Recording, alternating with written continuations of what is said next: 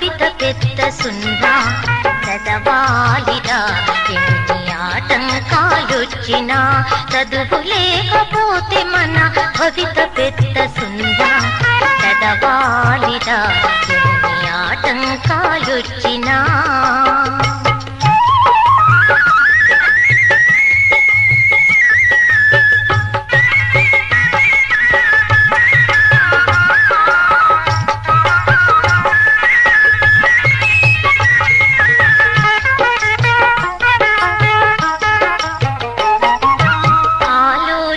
పెరిగేది చదువు వల్లనే